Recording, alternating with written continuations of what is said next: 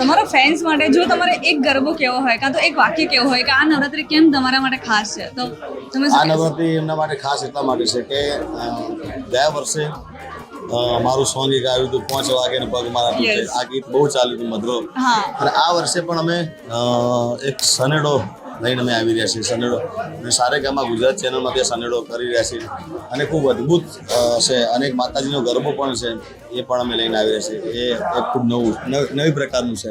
અને હા સર, તમારું જે નવું ગીત આવ્યું હતું મધરો દારોડો ગયા વર્ષે એ બહુ ચાલ્યું છે. અત્યારે નાના છોકરાઓને પણ યાદ હોય છે. એ લોકો ખાતા વેઠતા જમતા ઉઠતા બધા જ એ ગાતા હોય છે.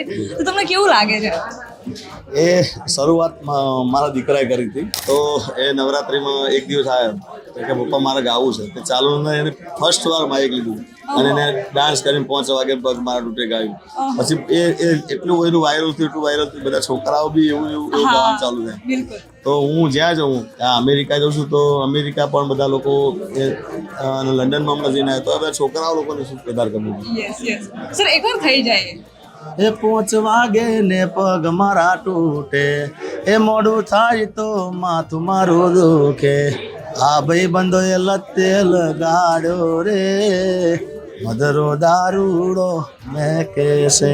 અને આવું નવું આ વર્ષે પણ સનેડો લઈને આવ્યો છું. સર બહુ જ શુભકામનાઓ તમને સનેડો માટે અને નવરાત્રી માટે.